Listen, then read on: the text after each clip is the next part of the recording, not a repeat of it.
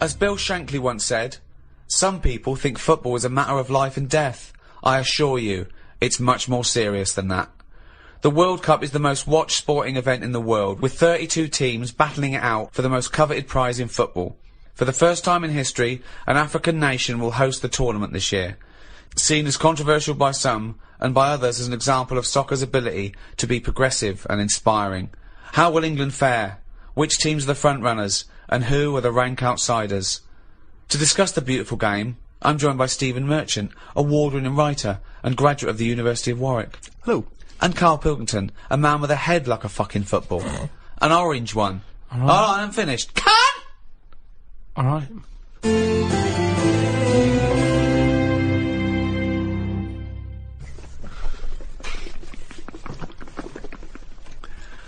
What are you doing? I'm trying to calm my gums down. Well, you don't do it with water. What do you do it with? You're trying to calm your gums down. You do it with meditation and hard drugs. What's the problem with your gums? When I'm stressed out, my teeth know. What? What do you mean? Say that again.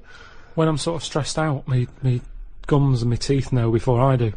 It's like a weakness. So what's up? You got a toothache then? I thought you went to the dentist. I did the other week. Well, what's wrong with your teeth then? It's just because you're stressed. I don't know. Why are you stressed? What have you got to be stressed about? I don't know. That's what's weird with stress, isn't it? No. Your body can be stressed without you realising. That's what No, you're kills people. stressed. No. You're stressed because you feel stressed, and then your body gets weak because you're. No, because I'm pretty good. I never feel stressed. That's part of my problem. It's not I a am problem. stressed, but I don't know about it. That's That why doesn't make any sense at all. it's number one killer. What do you never mean? get stressed. If you don't feel stressed, how are you stressed? But you must be stressed if your teeth Right. are telling It's you you're like saying, stressed. I didn't feel I had a pain, but apparently I did. Listen, Go on. I was in Israel recently. I had a bag put over my head, chucked in the back of the van. Now the thing is, I kind of Right. thought, well, It wasn't a blind date, by the way, and he wasn't being arrested or kidnapped. It was a training thing, wasn't it, for yes, kidnap but situations? I didn't know. What, you didn't know they were going to do it? No, they don't tell me anything, do they? That's good. So what happened then? So the thing is, that happened. I had a panic on a little bit. Afterwards, they took the bag off. I realised everything was alright. I was calm, but my body was shaking. And that's what That I'm saying doesn't to make you. any sense. My body, as far as my body was concerned, it had just been kidnapped. Right. But I knew I hadn't. Anyway, football. You know the bag they put over your head? Was it like a tennis racket cover? What shape was it? You sure they just didn't go and thought, oh, I thought I just bought the world's biggest orange? Come on, let's do this. Right. Soccer. Yeah. The World Cup We thought 2010. we'd jump on the bandwagon with every other fucker who's doing a World Cup podcast. Yep. Even though we've got nothing to say about it. Whoa! What? I got a few things. Yeah, but it's going to be so disappointing. We're going to get excited. We're going to sit down. In fact, if you're listening to this now, England are probably out of the fucking World Cup. I disagree with you. I'm right behind the lads. Yeah? Right, okay. But do you remember? Because I've watched the World Cup a few times with Ricky in different projects we've been doing in the past. We've been in different situations. Do you remember when the last time we qualified? We were doing a project, and we watched it together in a hotel room. We're watching extras, right? And We're making extras. Making Watching extras, the yeah. And we watched it. We said, "Oh, go into my room." I went to Steve's room, but of course, in the hotel room, it was just like a big bed. So we sat on the bed together, and we thought that was a bit intense. So I put a line of pillows down. But I don't understand what he was put a line of pillows between us. Now he knows I'm not going to jump on him. No, I know. He's not going to jump on me. No. But he's still terrified that some kind of paparazzi is going to sort of parascend down the building and peer in and take a photo of us. And us, before we've got time to explain that we're just watching the football, it's already printed going, well, this is clearly evidence of their game. There's no way that they could possibly be sat on a bed just as friends. No, but hold on though. Why were we naked? Why didn't we just pop some trousers on? But I seem to remember that you, even though it was my room, you forced me to sit in the chair. It was one of those really uncomfortable box chairs. I said it's weird. I can't get excited. We're having a beer, okay? So now we're drinking. Now we're drinking in bed. On the bed. In bed? No. We had our clothes on. We're on the bed watching football. But I couldn't go, come on, England, with a little man sitting next to me in bed. Not little man at all. No, big man. And so I just thought, let's pop the pillows down. That wasn't enough. I said, Steve, I can't do this. I can't watch football with a man on a bed. I said, so go in the chair, and he sat in So I the sat chair. in this chair, which is, for a man of my size, those tiny little crappy hotel box chairs are no good. It's 90 bloody minutes plus the interview. It was my room. I was furious. I felt like I was, like an old rich man just waiting to die, and my little manservant used to come and sit and watch football with me Exactly, in the yeah. last days The last of my days. time. I'm in bed going, oh, it's gone again. He goes, all right, I'm up later. Look, Rooney's taking a penalty. No, it's gone. It's all out. I go, oh dear. So, yeah, let me clean it up. We can put this on pause. It's Sky Plus. Let's open a window. Yeah. But the thing is that the most, often I think football fans are very homoerotic. They're hugging each other, jumping on each other, swapping shirts and stuff. So there's nothing wrong with it being intimate watching a football game. Yeah, but I don't think gay people do that. Gay people don't run around hugging each other and swapping shirts, do they? They get stuck in. Karl, would you sit on a bed, right, with Stephen in a hotel room, right, watching football? Okay, you're pouring each other wine and beer and shouting. Well, no, there wasn't that music playing. There was the roar of the crowd and John Motson doing commentary. It wasn't. It's not a sexy sound at all. What do you think, Karl? Someone said, "Oh, come to my room. We're watching football." You got there and he went. Well, who was on the bed That's not first? what happened. Who was on the bed first? Well, he probably got up to answer the door. So I don't know. I came in, I thought, well, there's only a bed here. We sat down, we thought, yeah. No, but it wasn't. It was a chair there. Well, yeah, but you know full well that if you're in a room with Ricky, he's the one who's going to leap straight on the bed and demand that you. I just took the chair. Well, why would you be concerned with lying on a bed next to me? What's up with that? It's a bit weird, isn't it? Why is it Why? weird? I don't understand this. Because I've changed my tune. it's a bit weird lying on a bed with a mate, just watching football. Yeah, you don't do that when you go around a house, do you? Yeah, You but don't it's pop because on- you have a sofa and things. We didn't have that in the Yeah, room. but when you visit someone in hospital, you don't say, move over. You don't pop yourself down next to him, you sit on the chair next No, to because him. you're not there in a relaxed situation for 90 minutes enjoying a game of sport. It's just a more formal environment. Because you're quite a sport fan, aren't you, Karl? Yeah, but not in. I don't like getting into things too much because it can Well, only be that's true. disappointing. I've never seen him get into anything, to be quite honest. No, I am a football fan, but I've got it now to a point where if they lose, it only bothers me for about half an hour, Yeah. and then I move on. Because the thing is, I'm not in control of it. There's nothing I can do to alter that team. If I could go in and say, listen, you're lazy, you get your finger out, you move up front a bit, it's different. But it's totally. It's like getting annoyed with nature. There's nothing you can do. So let it happen. Watch it if you want, but don't get annoyed about it because it's totally out of your hands. Interesting Yeah. that Karl's team tactics also sounds like he could be directing a gay porn.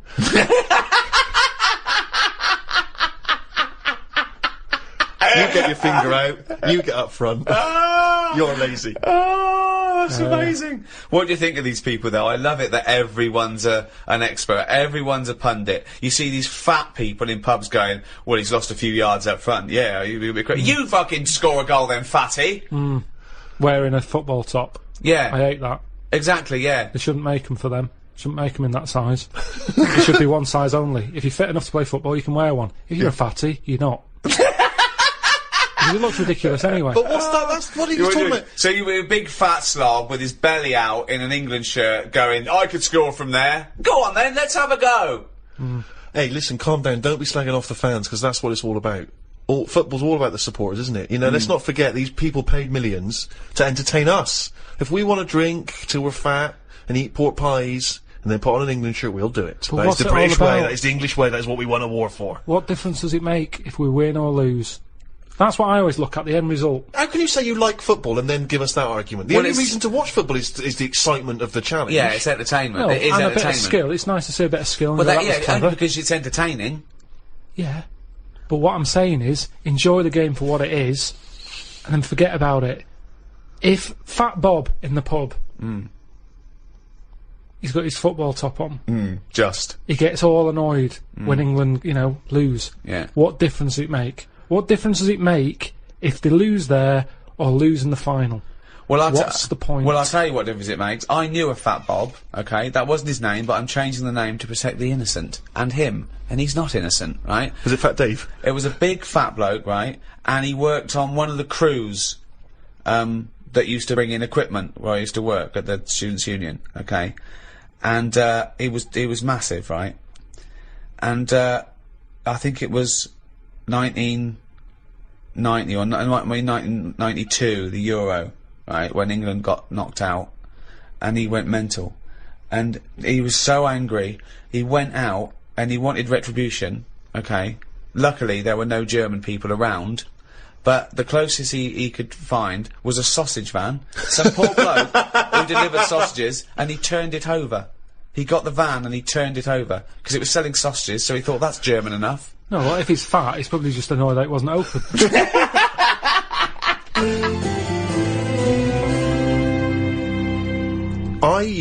Very excited because Peter Crouch is in the tournament. Now, Peter Crouch... You identify with him, don't you? I love Crouchy. He's exactly the same height as me, 6'7". He's sort of lanky and awkward looking. Right, but brilliant. I mean, still a very... let's not forget that he is playing in the national squad. Yeah. He is a striker. He's got an excellent track record of scoring for England. Admittedly, maybe not in the super top important games, but nevertheless... Tremendous. He's like your role model. He's like your pin-up. He's a role model. He wrote an autobiography, which I was going to call my autobiography, Tall Stories. Crouchy got there first, but good luck to him. I give it to him. Yeah. I'm happy for him to do that. I once got someone who came up to me in a club once and said, "Are you Peter Crouch?" I said, "Yeah." I thought, she thinks I'm Crouchy. What's the problem? Let's see how far we can get with this before the truth will out. But I was disappointed. I didn't know you wore glasses. No, exactly. I'm sort of off duty. You know what I mean? Yeah.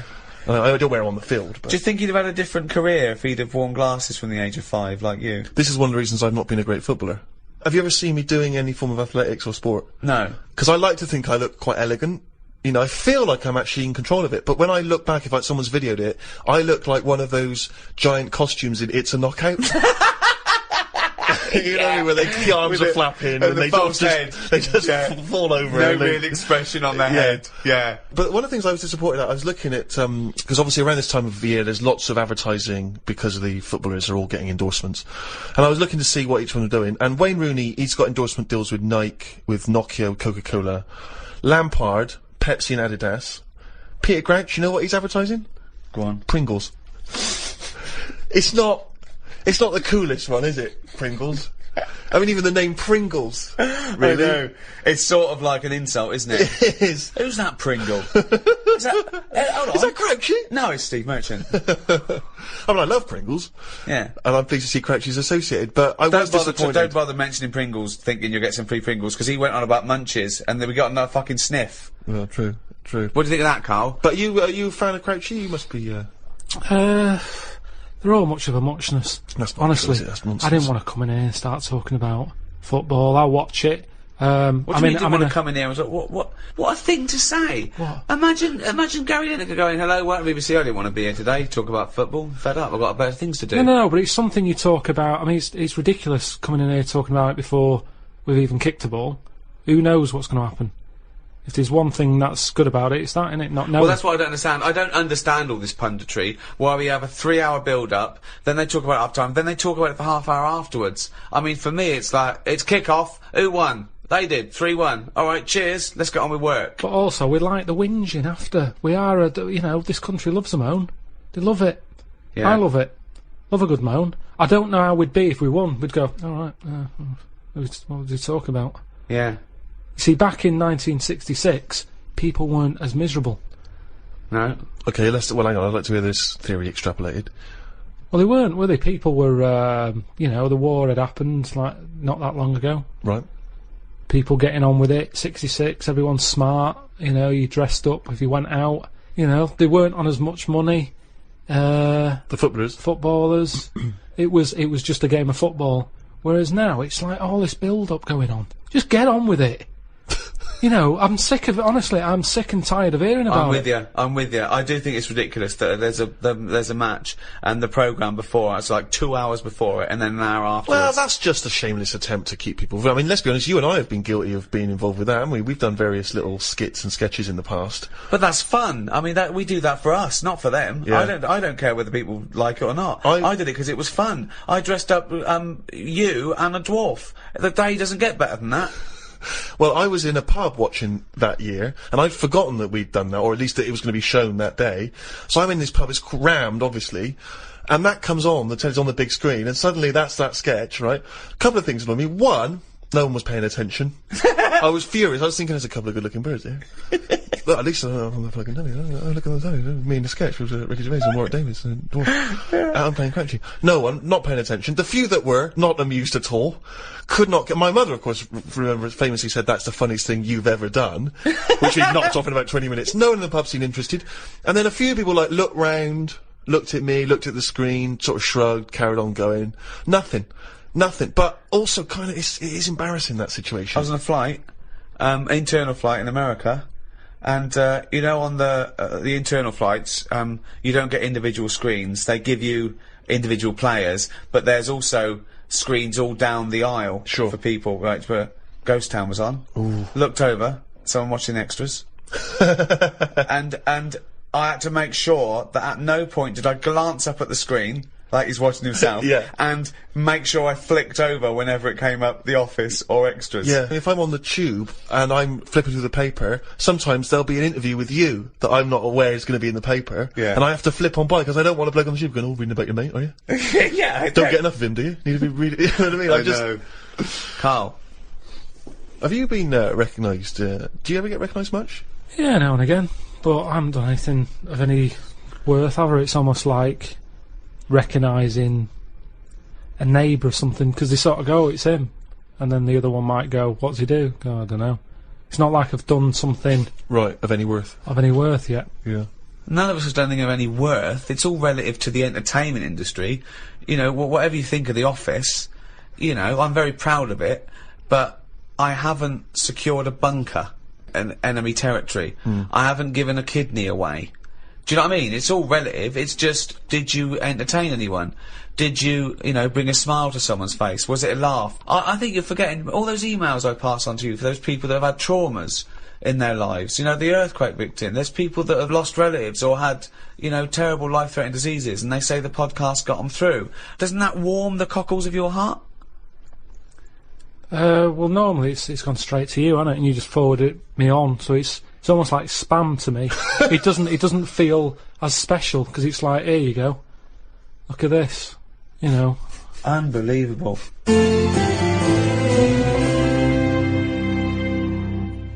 I've got the new iPad. I've had it for a few months, actually. It got sent to me by the inventor. That's who you're dealing with there, Steve. Bloody hell. You've got it, aren't you? Still getting free shit. My favourite app on this is that you just type in what you want it to say, and it says it.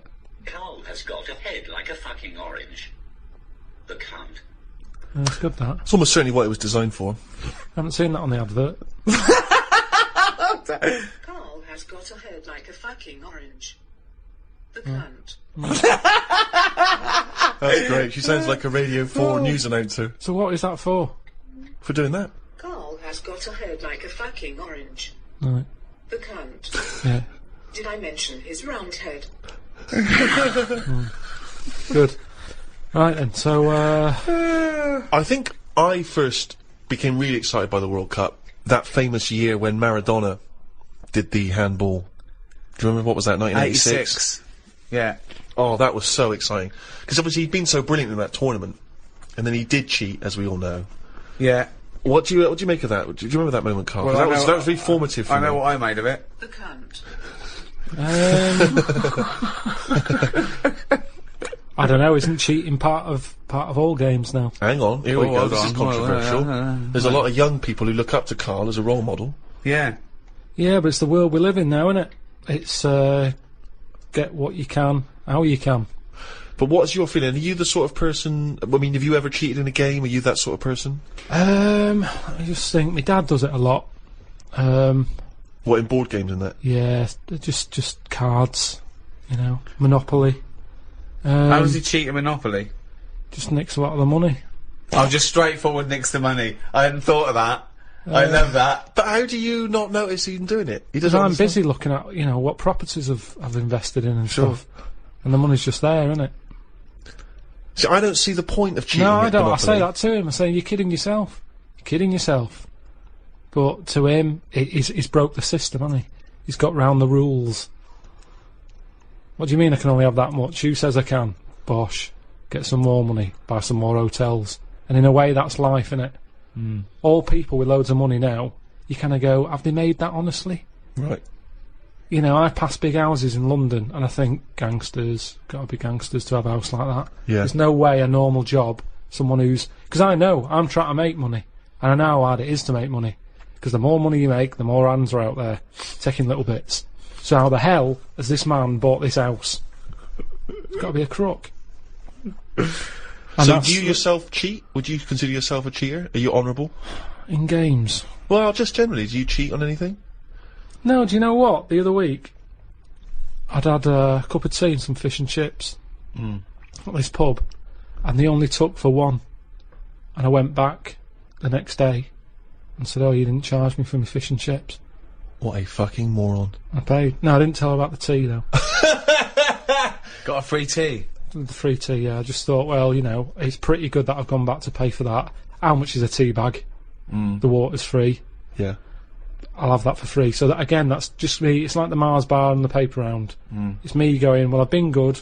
The fish would have cost money. Potatoes are pretty cheap, but I'll pay for it.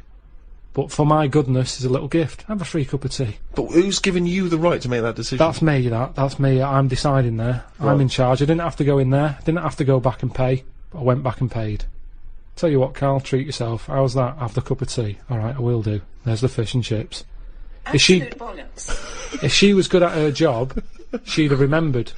I thought she would have done. In a way, it annoyed me that she didn't go, "Oh yeah, so you did. Well done. Thank you very much for coming back." Right. She just was like, "Did you?" Not She enough looked at me. gratitude. I know what you mean. She looked at me like we didn't even know. Yeah. I was worrying about a staff member Getting sort fired of or getting something. done Yeah. or having to pay for it.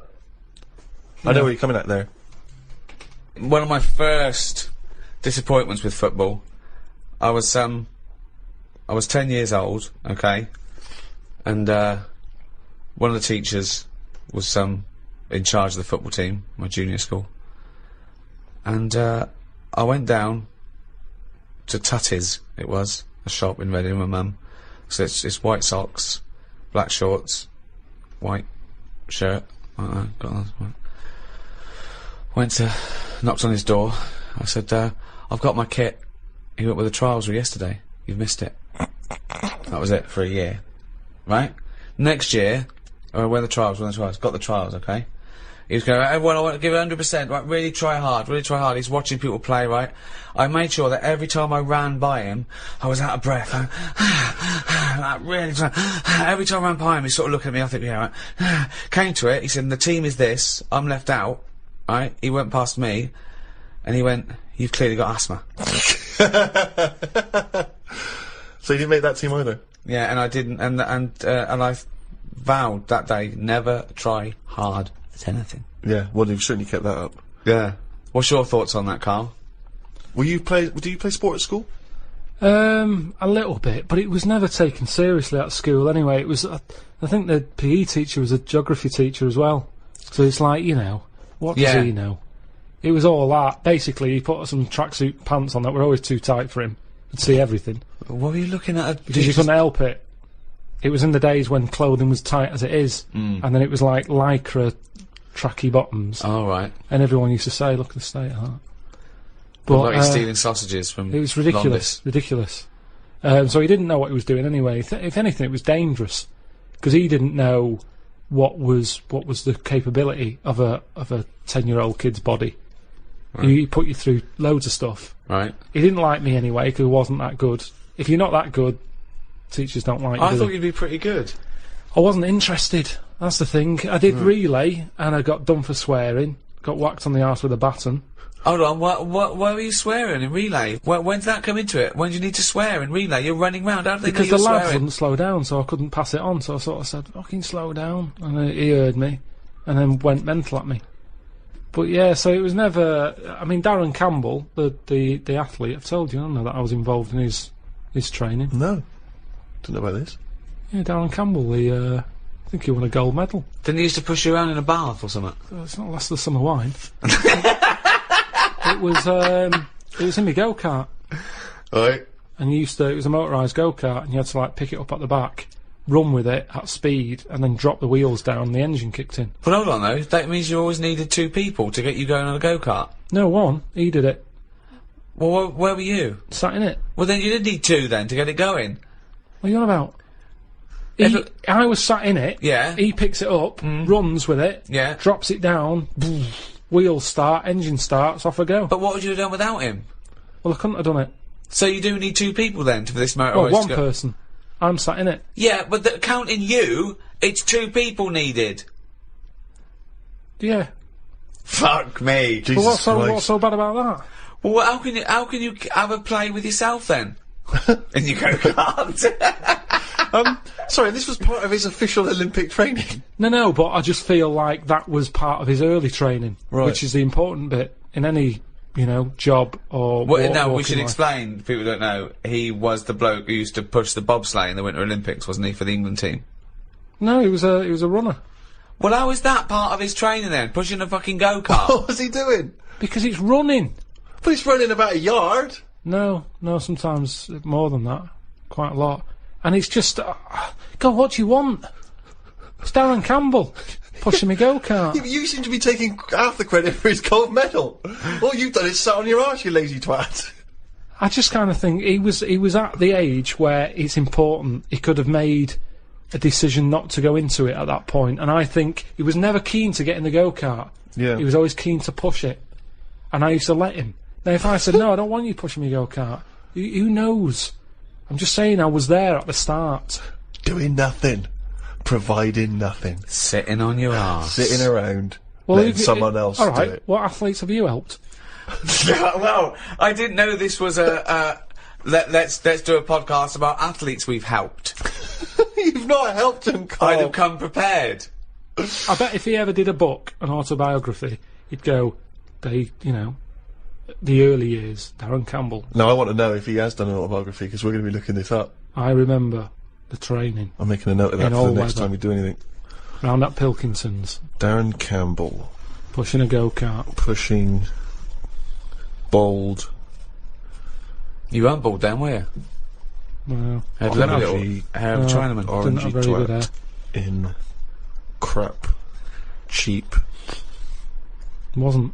Go-kart. 120 quid it was. You know how many paper rounds that is?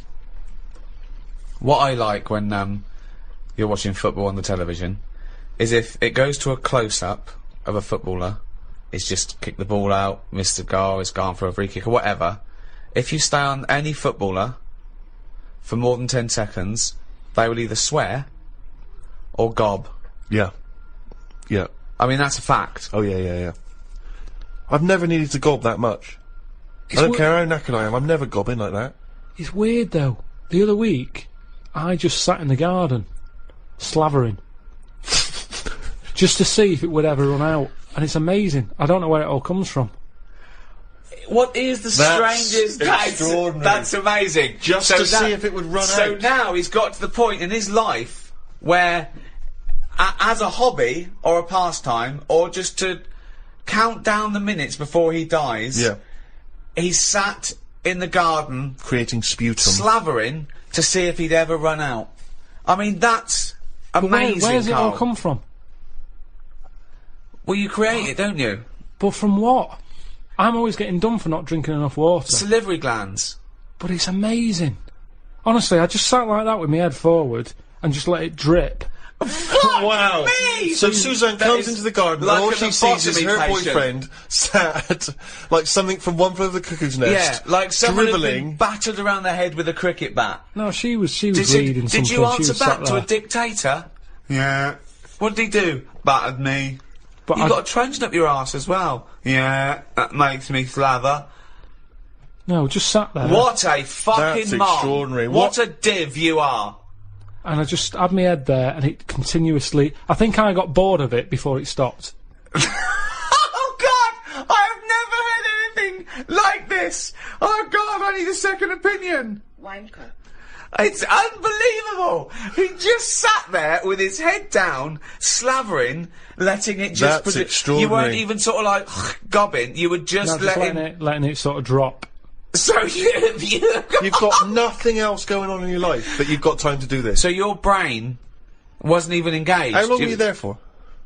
I tell you what, no joking, probably a good 15 minutes. 15 Wow. minutes of sitting with his head forward, Amazing. letting him salivate onto the grass. But do you reckon you could do that amount? I would Well, never we do never it. try. Never we do never it. try. I'd know. never Try. have that amount of time. I tell you now, you will never see either of us sat there for no reason in the garden with our head forward and our mouth open, seeing how long we can create saliva. Unless I've just come out of a coma. yeah, or a gas attack. Yeah. No, I have a lot of. I'm sort of Goz Unlimited. That's a great new dance duo, isn't it? Please welcome to the stage. It's Goz Unlimited. Amazing. Didn't you have a little bit of problem in China with them all gozzing? Goz Unlimited. Oh God, I tell you, they're just spitting all the time over there. I don't know what it's all about. All the time, that noise of that continuously. That- everywhere you look. That good sort of footballer ball of gob that they spit and it kind of flies a couple of... I can't do it. I've tried. I can never do it. Yeah. If I try and spit, it just dribbles down my shirt. I don't That's know why amazing. I can't do it. That's amazing. I've tried in the What past you because it used to do- be cool. I remember when I was a kid, you'd hang around outside the spa. What you've got to do is you've got to sit in a chair in the garden, just put your head Like a forward practice, and yeah. open your mouth and just let the yeah, the all comes out. And you'll probably get bored after about 15 minutes if you're a fucking moron.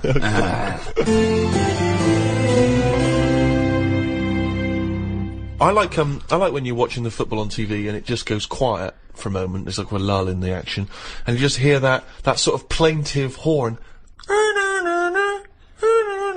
Yeah. Come on, England. Come on, England. I just find it's so kind of mournful. It's sort of, and it's just the fact that someone's taken the effort to take it. I don't know what instrument that is. Is it a trumpet or is it just? It never sounds as elegant as a trumpet. I don't know. Maybe Just some it's- kind of horn. It's sort of it's reminiscent of like battle though, isn't it? Yeah. Like there was you had all the cannons and everyone. Then there was one bloke that just had to walk. One bloke that carried the flag. But it's never triumphant. It's sort of, you imagine you would have it at the funeral of a great footballer. Yeah. Echoing around the stadium. It's just, it always makes me slightly depressed. Although it is safer to be him in a football match than when you're walking into battle. Because if you're the fella with the flag, you're you're a walking target. Yeah. Everyone can see that. Target practice, And yeah. then they go, and even if it's dark, they go, I can't hear it, but I'll just shoot at the sound of that trumpet. Yeah. And no one likes the fucking trumpet. No one's here. Hang on, what's with a trumpet? What? What do you mean a trumpet into war? Well, there used to be people that would, carry an instrument that would dun dun dun dun dun dun, or What, in a battle? yeah, keep them marching up, keep the morale of the soldiers. Bloke with the flag, bloke with the drum, bloke with the trumpet. I mean, think of this. Ventriloquist? This the Scots Guard, yeah. Diversity. They'd be, Yeah. they'd be a Doing Subo at the backflips. back. Yeah. Subo at the back. I'll Just put keep. it out the front. I'm not having this. I don't believe that is. Of course they did. Back in the day. Are you sure that happened? What about the bagpipes? What about 'em?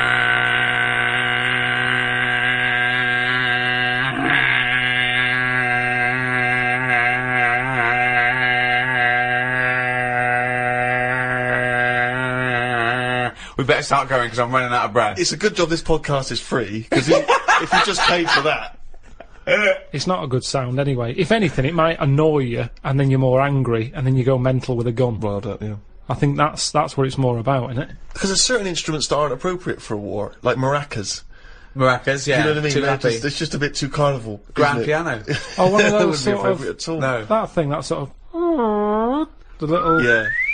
penny whistle or whatever they When call someone it. gets shot at the arse, that is when Definitely. the major goes, oh, okay, well, oh, bloody hell! Scott. Yeah. Yeah, no, definitely. Yeah, Cymbals are a good sound for a war. Good. You want cymbals, don't Crashing you? cymbals, timpanis, Very good, exciting. cymbals, timpanis. so at what But point? one of those, keyboard guitars. Yeah, that's Not as cool. When the- Funky, but yeah. not as cool. Oh, the batteries are falling out. You don't need a wah-wah pedal in a war. No. So why has that stopped then? No, they still have military bands, don't they? Yeah, but that's what I'm saying. That's more More like pomp a and circumstance, Sunday sort of bandstand. Let's play We Will Rock You. Yeah. And, Yeah, you but know, the thing about modern technology is, helicopters and tanks is going to get drowned out, isn't it? Years ago. Yeah. Nowadays, they send in a sort of really good sort of mega mix DJ. Yeah, Joe Bunny. Yeah, exactly. Westwood's up there, going giving it. He's doing like scratching and Come on, the place is mad deep with Taliban. yeah. Stuff like that.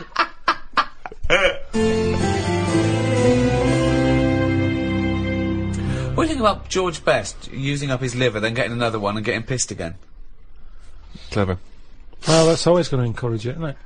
I've always said that. What? The moment we can replace stuff, people just go, oh, sod it.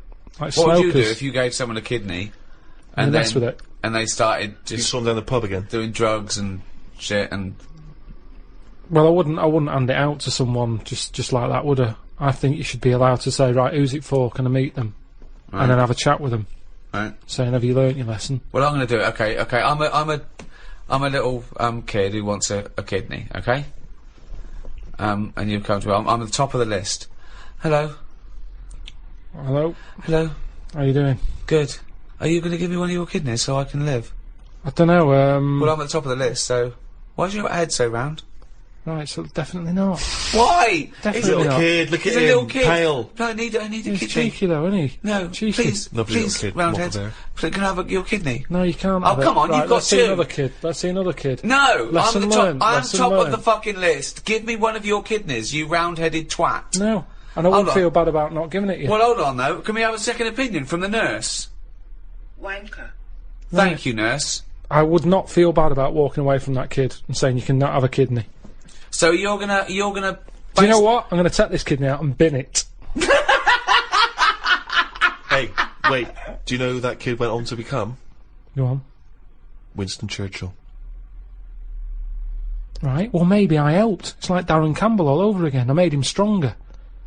I was tough with him. He saw how tough the world is. No, but he didn't. This is an alternative universe where he died because you never gave him that kidney. Yeah. Well, you can't worry about that then, can you? If you're going to start going that far back and forward and stuff. But I think I don't know what I'd expect someone to be like. Just want them to go, what do you eat? I'd say write down your diet. Oh yeah. I'm gonna treasure this kidney. I'm gonna treasure it. Yeah. Yeah. I'm gonna really work hard, and I'm gonna make something of life more than you did.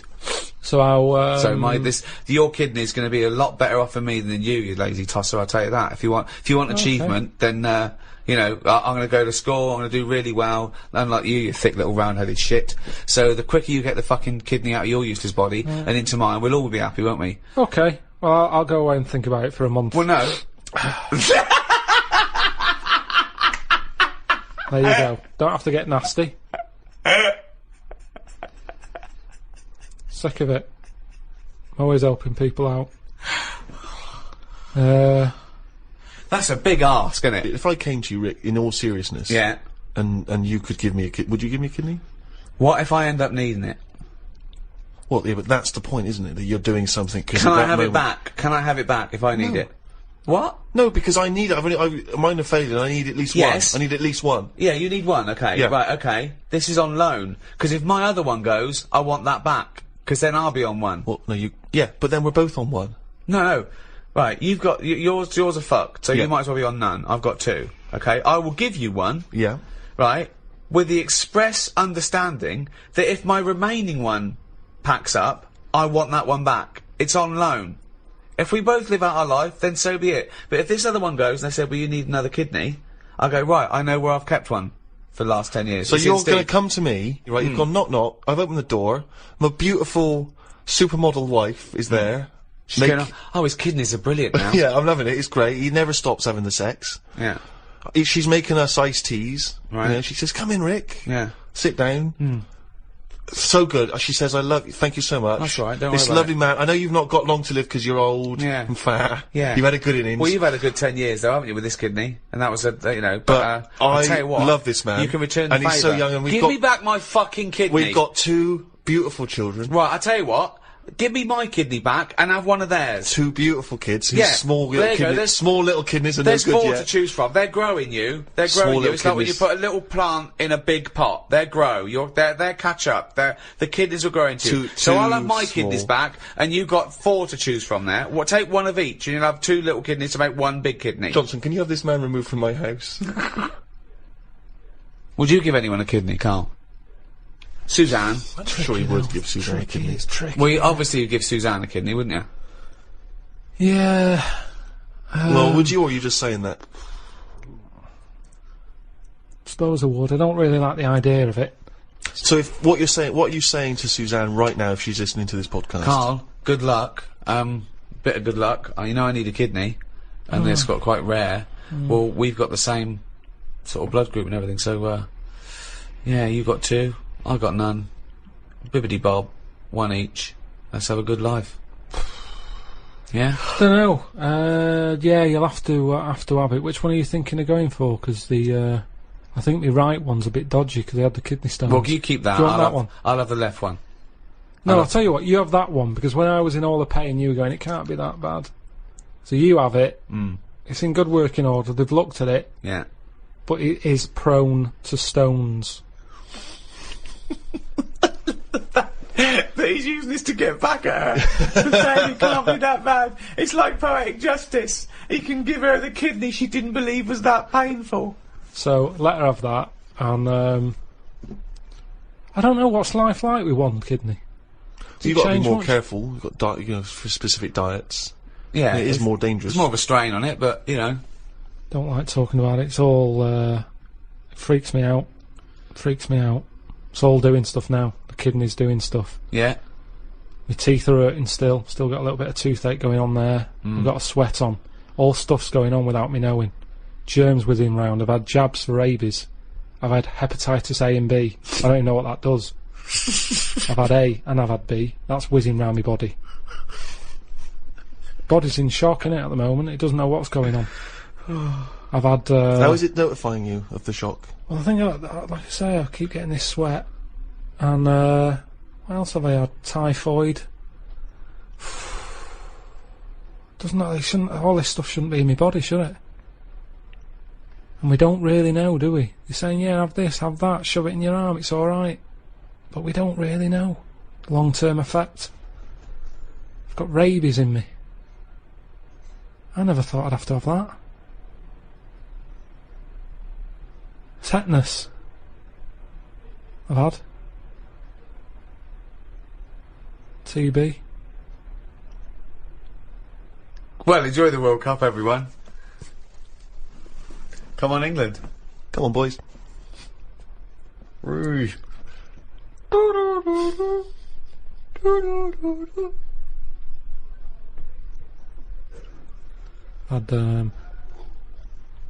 think I've had them all.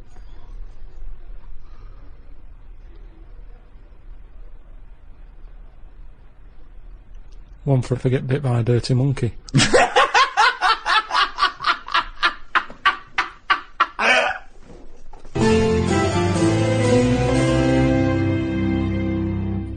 Well, that's about it for the Ricky Gervais Guide to the World Cup. It was very informative and interesting chat there. If you've enjoyed this one, you can get the entire back catalogue. All the guides. There's 10 guides on iTunes. It's under... What is it under now? They keep moving it around. They didn't like us clogging up the chart in the audiobooks. We were basically taking up the whole charts. They made a new section, which is... isn't it like programmes and periodicals or something? Something like that. And now we're the top 18 in that.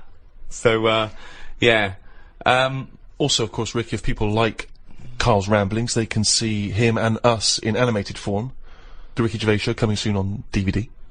Just go to amazon.co.uk or amazon.com or play. Oh, just get off your arse and go to a shop.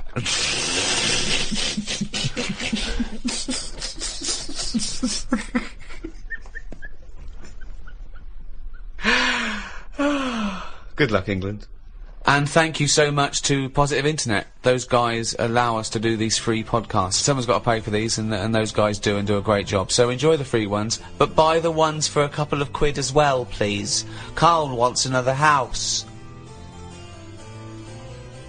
Wanker. St. Francis of Assisi once said, "Where there is charity and wisdom, there is neither fear nor ignorance."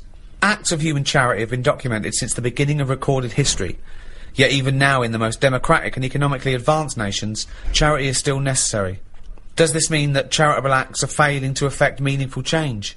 Should charity even be the responsibility of individual citizens, or is it the obligation of government? Do handouts make people lazy and dependent instead of resourceful and responsible for their own livelihoods? Is it every man for himself, or are we, all in this together? To discuss these questions and more, I'm joined by Stephen Merchant, award-winning writer and graduate of the University of Warwick. Hello. And Karl Pilkington. Gonk. Right.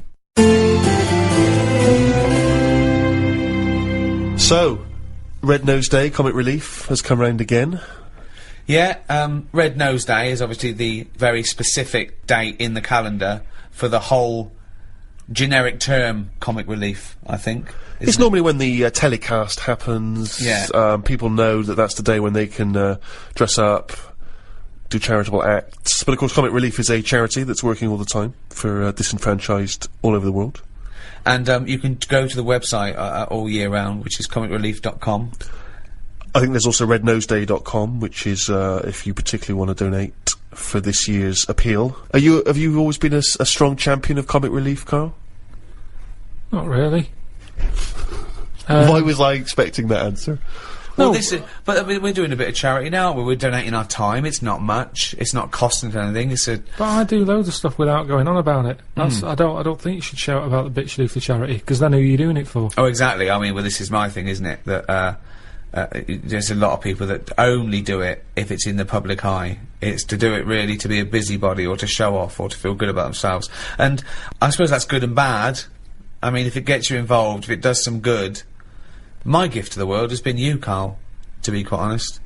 I feel that you're the world now. I'm sure there's people in Africa going, we prefer blankets. Yeah. Doing a wills charity, innit? Is it? Sort of. I mean, No, it is. if you make a donation to a charity within the will, I suppose that's quite charitable. But Do you just mean- giving money to your relatives isn't, is it? Of course it is. Well, They it shouldn't is. have it. They're They getting something for nothing, but it's... I don't know. It's giving something away that you have no use for. Exactly.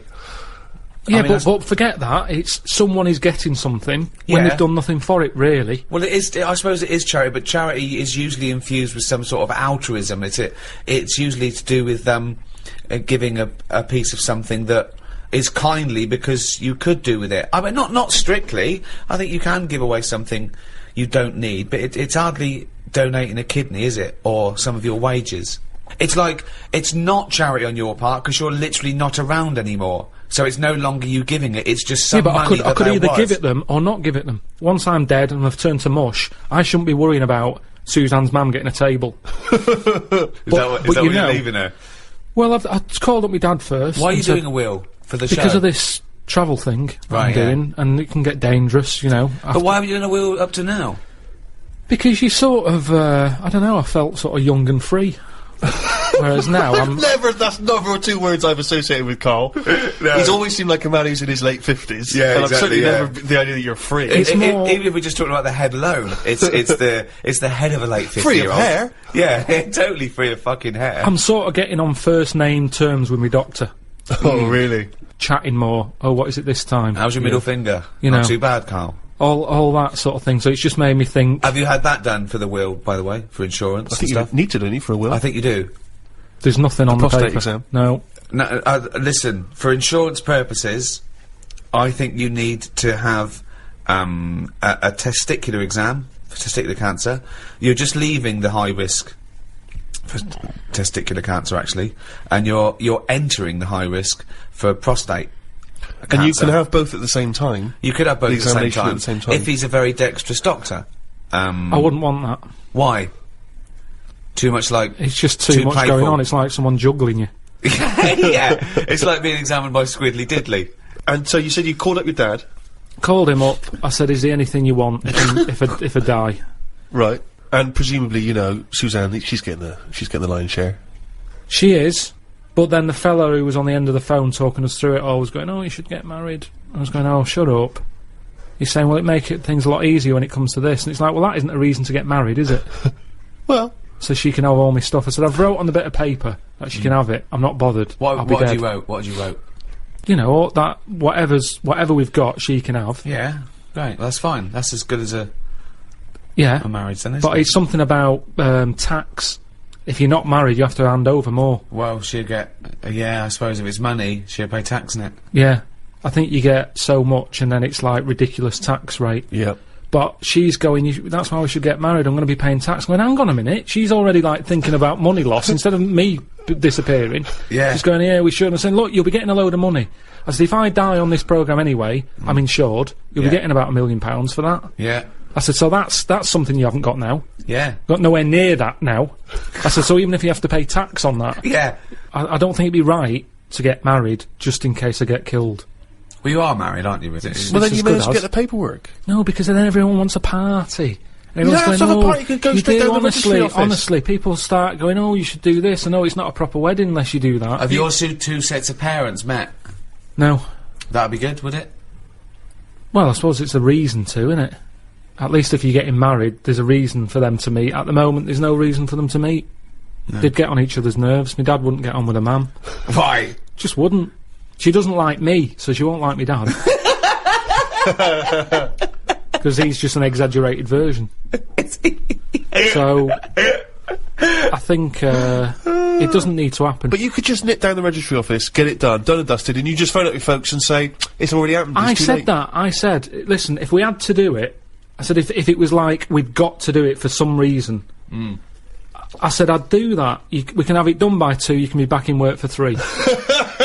Because at the end of the day, there's no, you know, we've known each other for years. Yeah. We're not going to suddenly turn into some sort of Tom Hanks and Meg Ryan film just because we've got married. Yeah. It's going to be the same, exactly the same. Yeah. Except she'd want a joint bank account or something.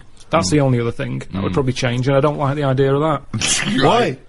Just, I like to know what's going on. There's enough people sticking their hand in my account, charity-wise and all that, without an extra hand going in. Who happens to be the love of your life. I'm not moaning about it, I'm just saying it works the way it is. You hear about people getting married, and it doesn't last. Adds extra pressure. What pressure's it going to add?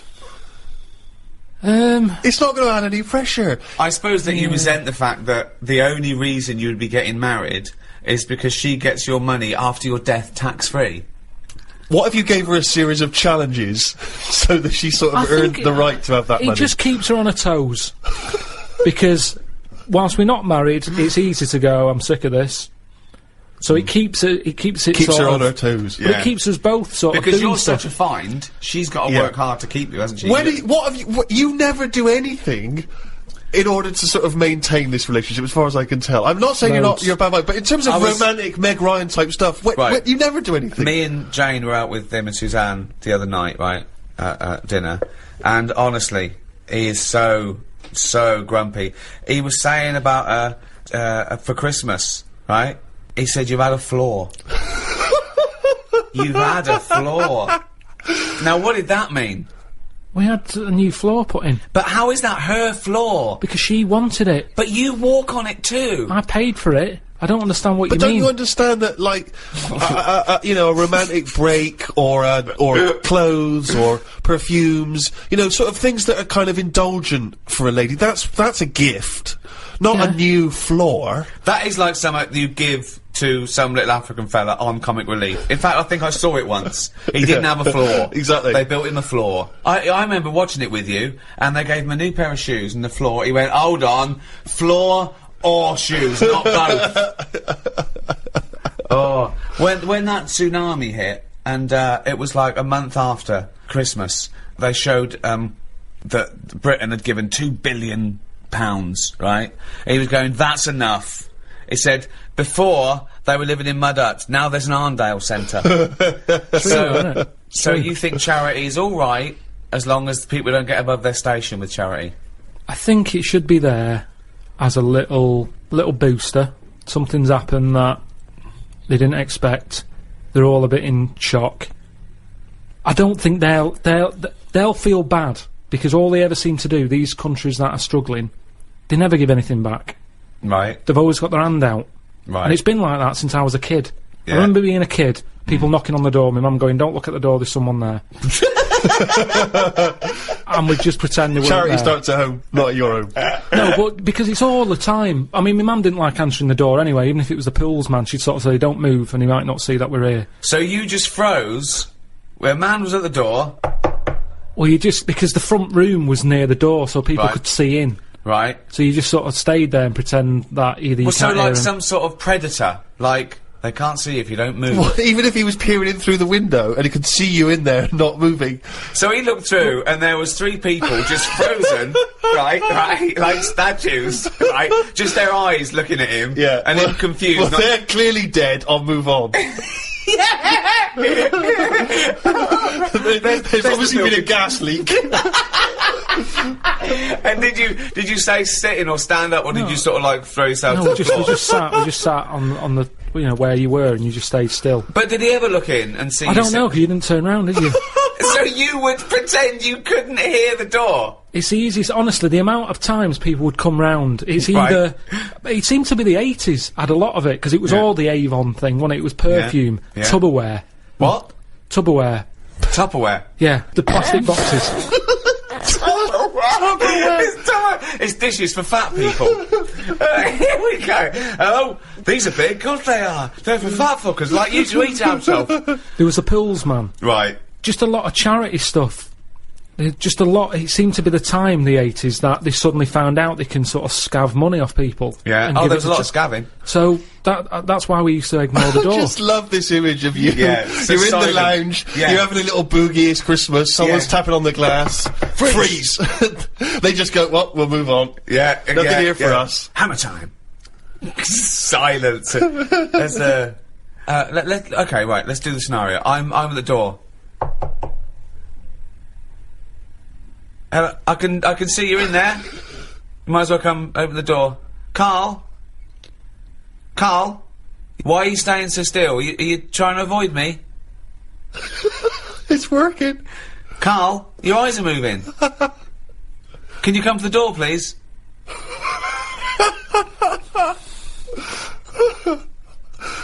I suppose in the end you've got to move Karl, no, I'm going to stay here. I'm just going to stay here until you have to move. Karl.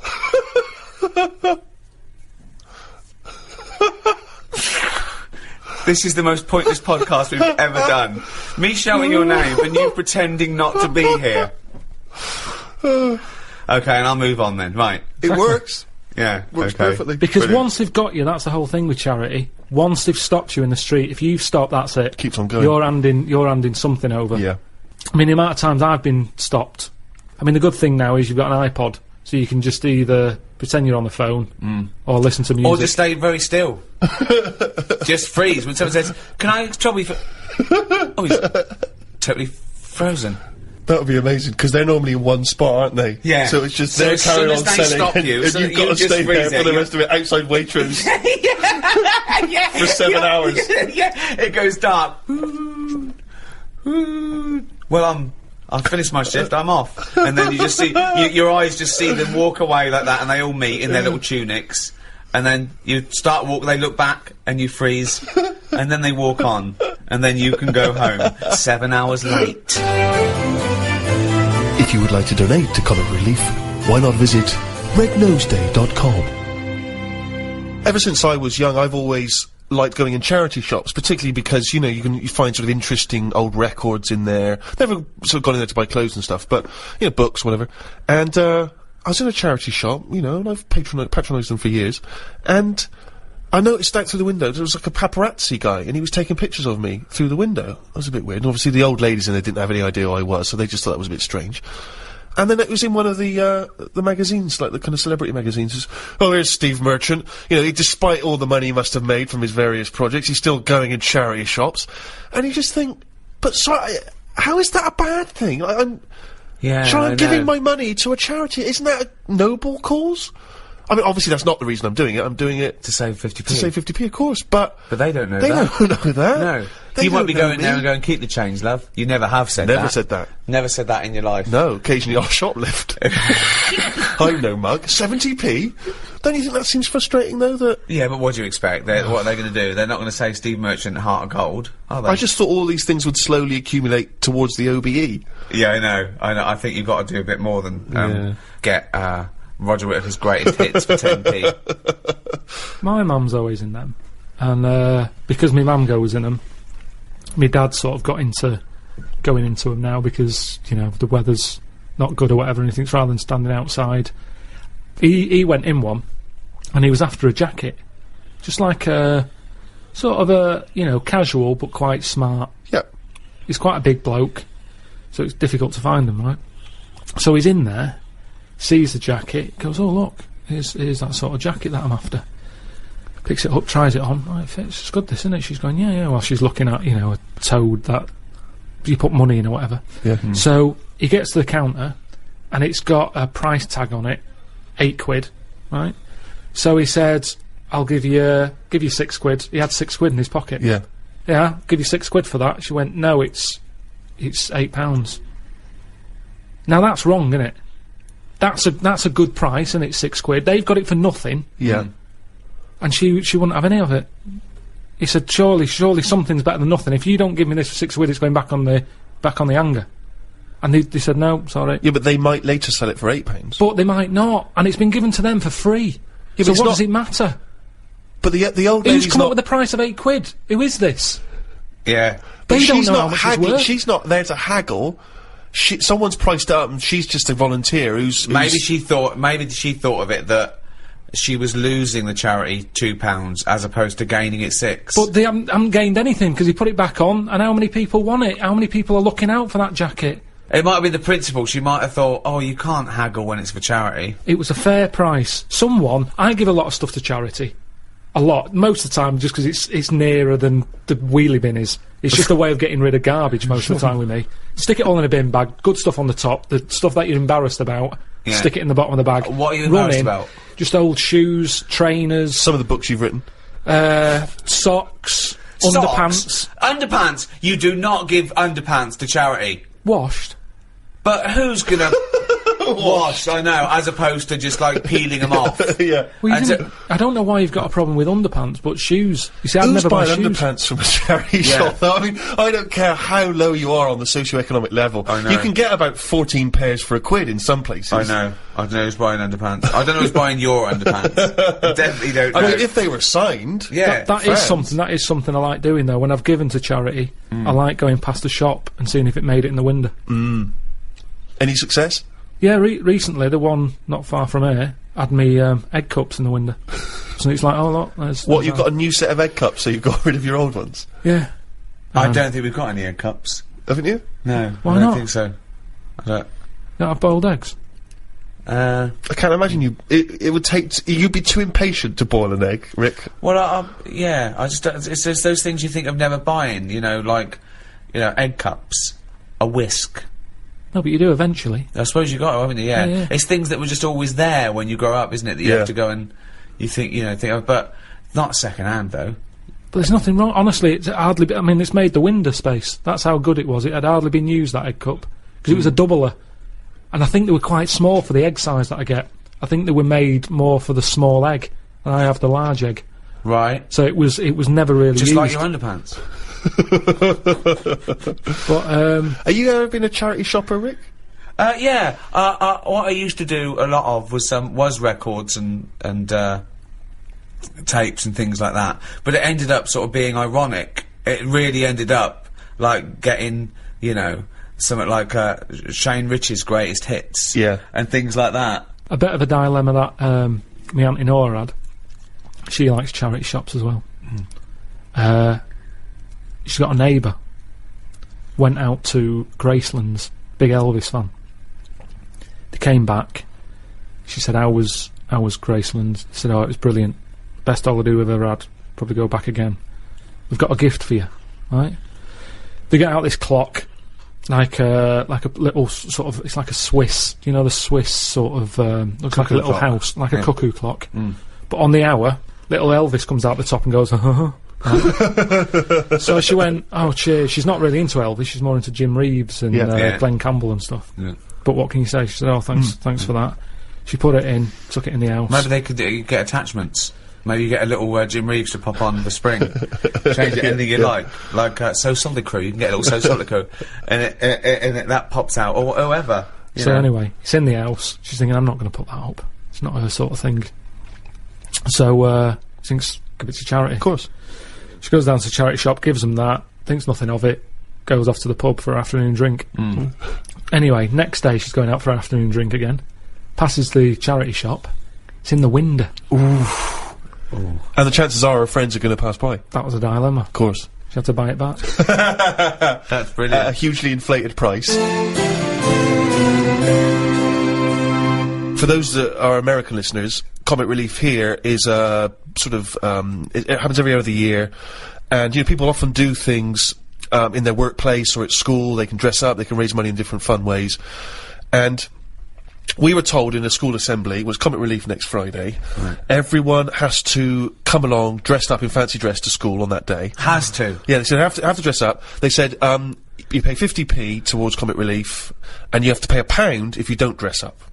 That's annoying, isn't it? So, of course, I'm looking forward to this, because, you know, I'm a sort of aspiring comedian and that. Get to dress up like a clown, right? Spent Wow. quite a lot of time getting the old clown outfit together. What did that look like? The shoes, obviously, I just wore my regular shoes. Exactly, yeah. But I had the red nose, a wig, Wow. you know, the whole deal, big bow tie that my mum made for me, like, you know, I thought this is going to be the best day ever, right? Get to school, I want you to picture this scene, right? During the assembly in my class of 30. School uniform, school uniform, school uniform, school uniform, school uniform, school uniform. Lanky kid dressed as a clown. School uniform, school uniform, school uniform, school. There was 3 people in the entire school who dressed up.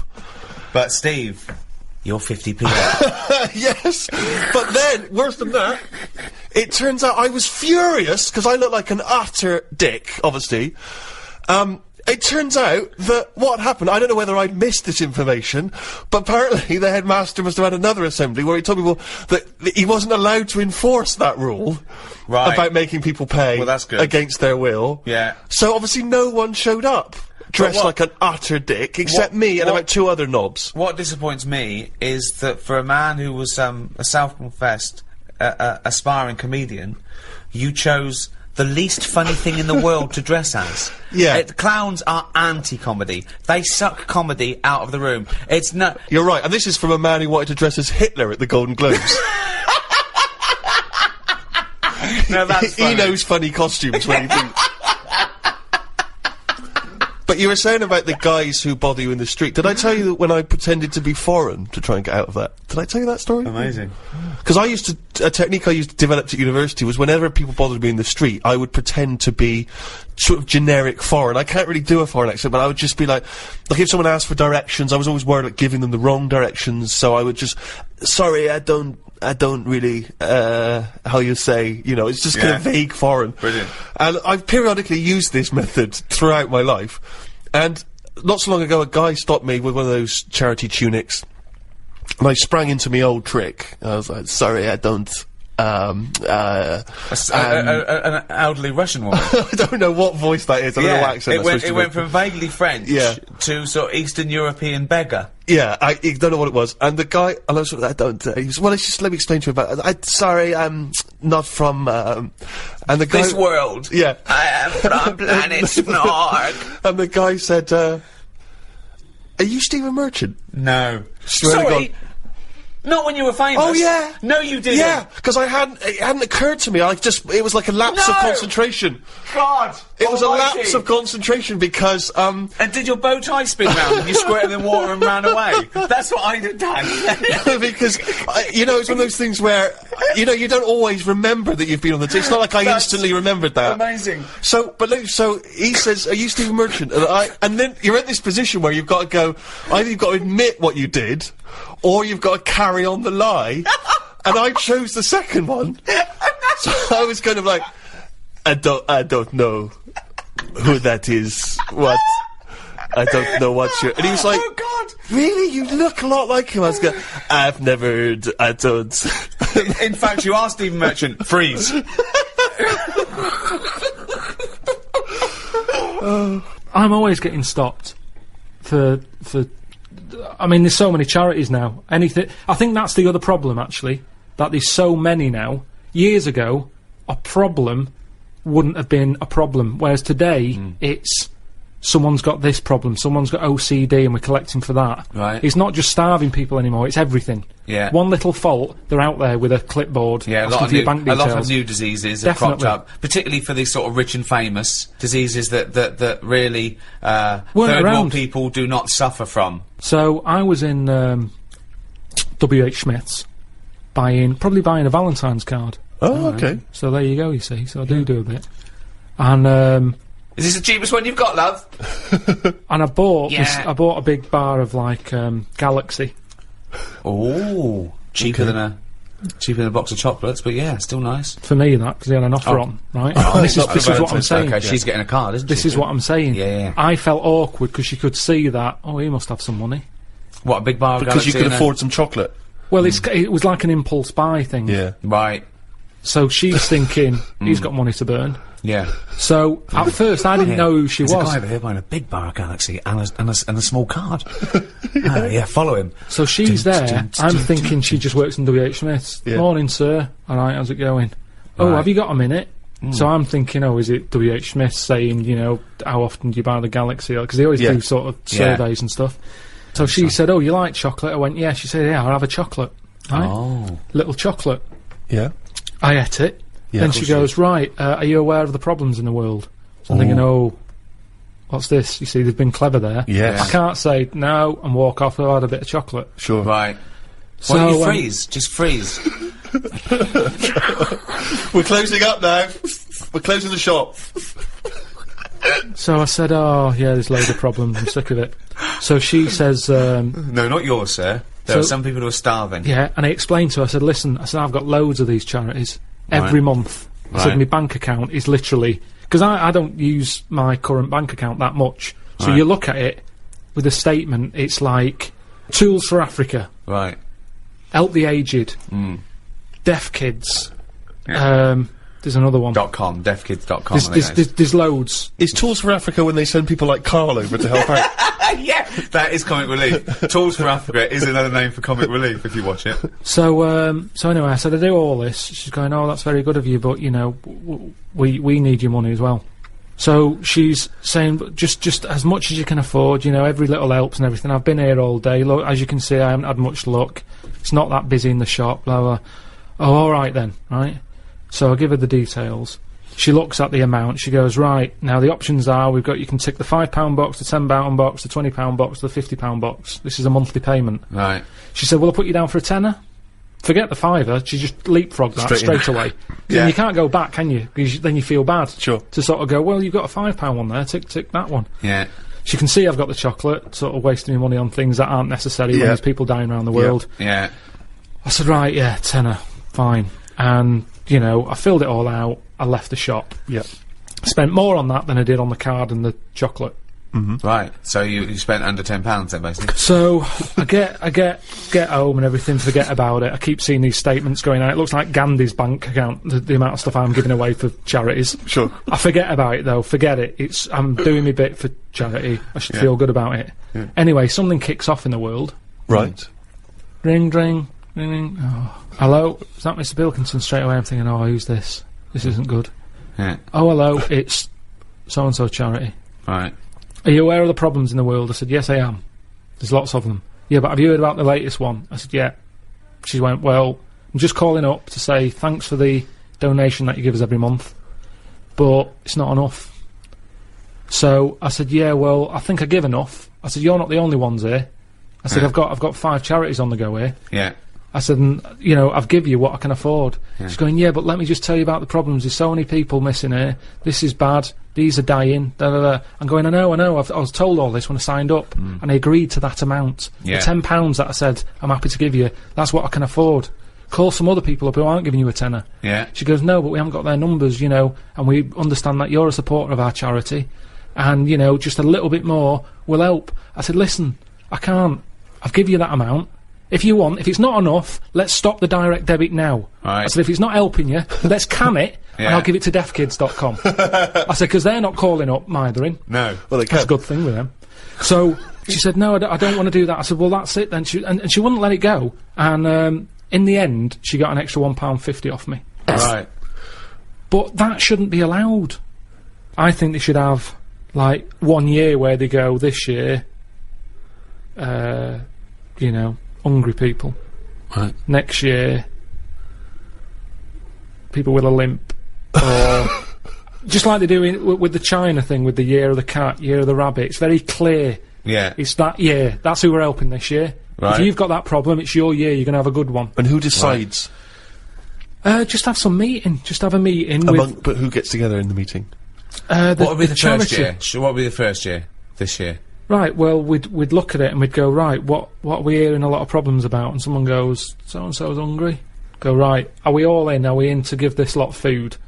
And we're not just going to give So them it's food. not everyone who's hungry, it's specific people. So it's like hungry. Starving, people who are starving. If someone goes, oh, I've got, I don't know, what's another problem? Adenoids. Me kid's deaf. Well, maybe next year.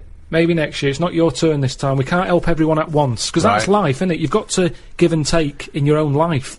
There's things that Right. I want, I can't have, I do without, have something else But that's there's more so many important. causes that Right. But it that's could what I'm wait saying, 20 years Steve. before your Okay. charity I comes know, but round. what can you do then? Because we're not sorting it all out anyway, I'm paraplegic. right? Oh, I need help really bad. I'm paraplegic. But so does everyone else. Well, why are you giving it to the hungry now? Because if we don't help the hungry now, Right, they can't wait. You can wait. right. Oh, God, I'm blind. Is this a different person now? Yeah, I'm blind. Right, well, you're not hungry though, are you? Well, a bit peckish. Yeah, well, Where's the fridge? I can't find the fridge. Can you help me to the fridge? Yeah. Otherwise I'll be hungry as well. I'm blind and hungry.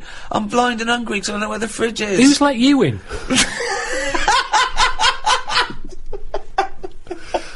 But Carl, this is just it's Just a some chaotic order. idea. It's It's a chaotic because people who are hungry, there's always going to be people who are hungry. Yeah, but then- you're not going to just because there's always going to be new people. But I sort the problem out. They've eaten all the food. It doesn't last forever, the food, but Karl. I sort it out properly. How do you sort it out? Because I'll go, right, not only are we just giving you food, Right. we're giving you some seeds. We're giving you a pan. What, We're you giving think they haven't Let thought me of hear that? the theory, please. Right, Sort it out. Don't just give food. That's going to run out. right. Give them a proper... You see, the problem is, there's companies who jump on the back of all... Do you know when I was in the Okay. jungle? When Right, I was in the jungle, yeah. right? On that travel thing. Yeah. I was in that tribe, right?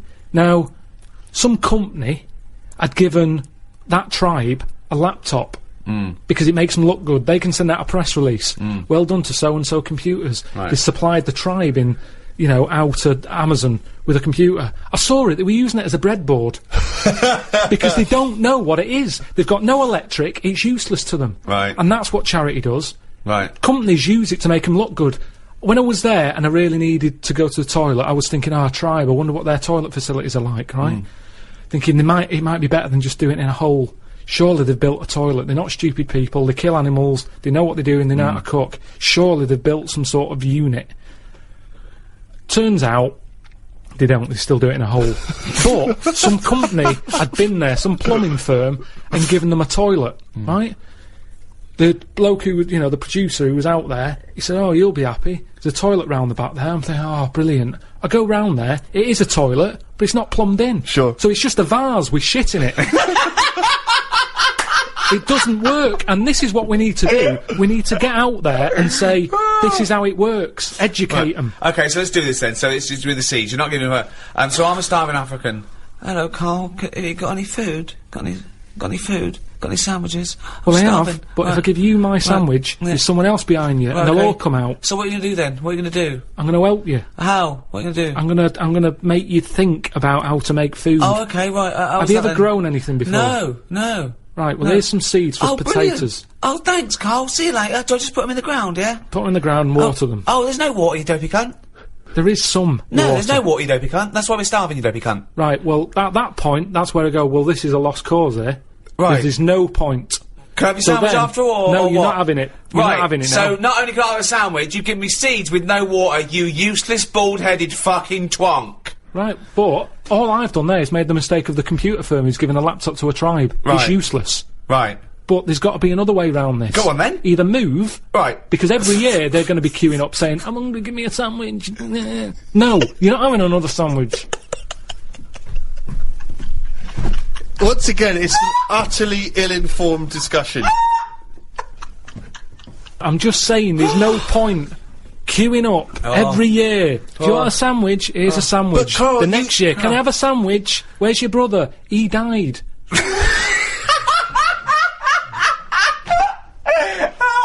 It's not sorting anything, it's buying him an extra day, an extra month or something. But It's Karl, the pointless. point is, like Ricky's just flagged up, is that some of these countries,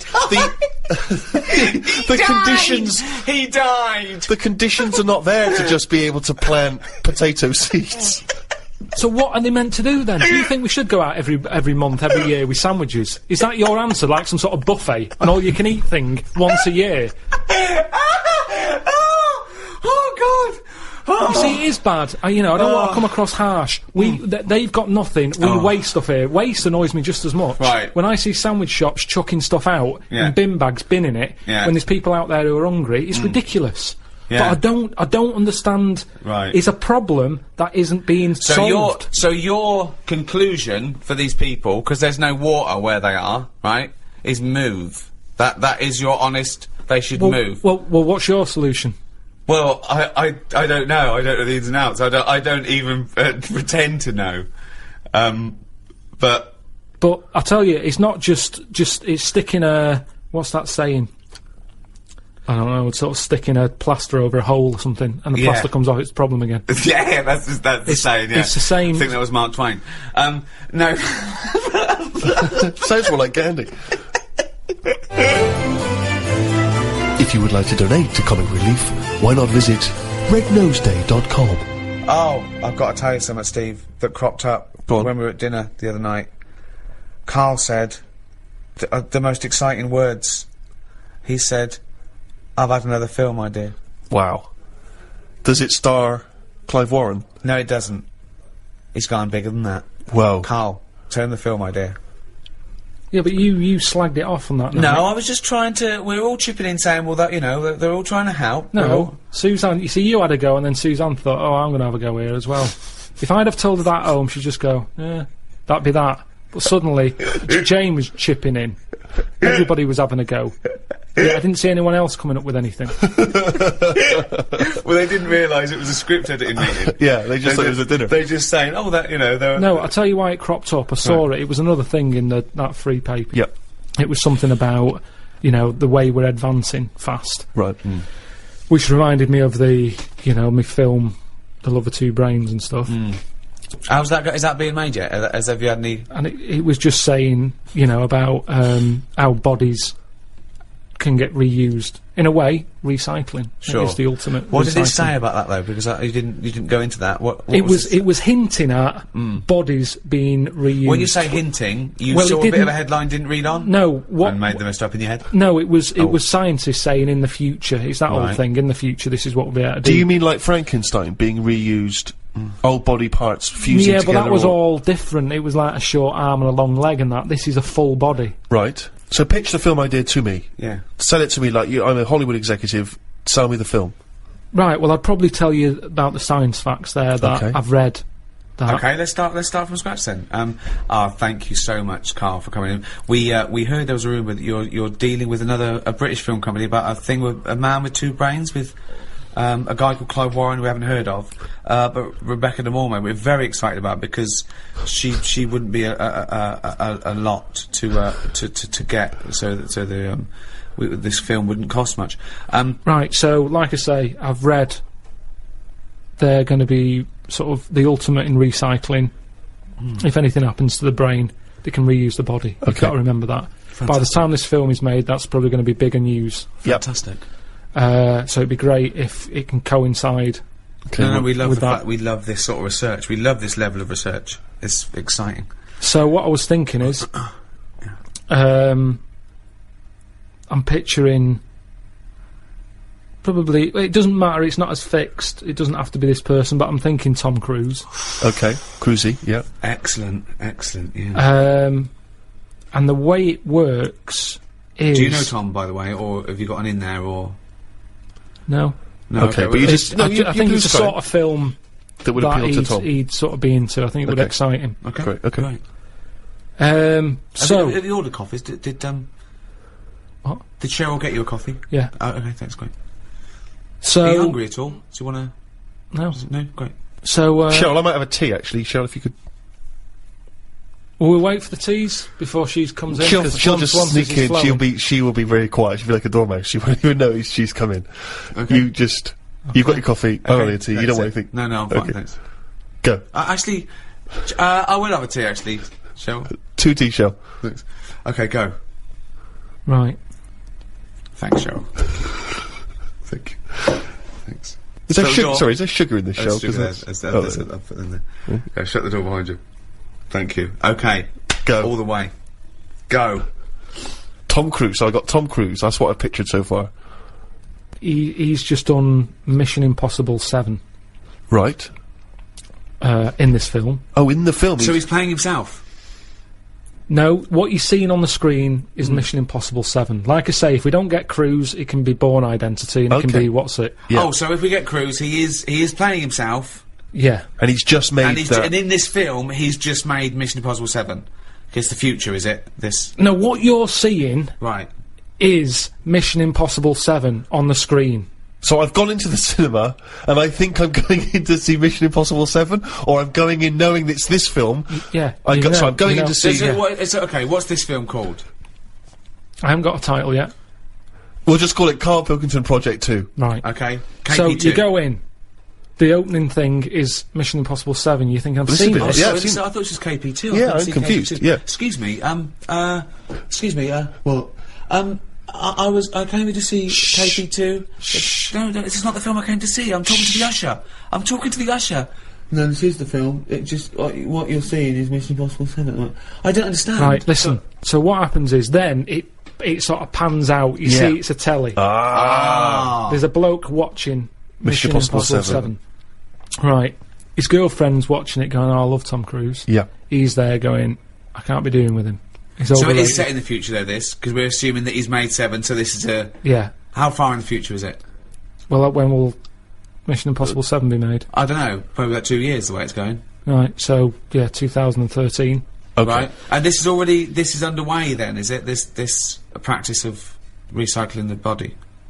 Yeah, by then it's well known that it's out there All right. as scientific. Let's not get bogged down in a lot of these things we can iron out, as I say, in the script. So you see Mission Impossible 7 on the Cheryl, screen. are any of those biscuits still knocking around? Do you want to do this meeting? Yes, I do. Sorry, he's a bit easily distracted, but I will have a biscuit as well, Cheryl. So, okay, I've been watching the film. It's Mission Impossible 7. It's pulled out. There's a guy in his room, in his lounge His with girlfriend's his girlfriend. watching it. She's loving it. She's a fan She of loves Tom Cruise. Right. He's a little bit niggled. He wanted to watch something else. Sure. She decided on the DVD. He sat there annoyed. I can't be doing with Tom Cruise. I can't believe they've made 7 of these films. Right. He's a rubbish actor. I should be the actor. You know, I've been doing acting for years. But he's not an actor, Well, he is. Okay. But he hasn't quite made it. He's in pantos. He's sending a lot of demos off.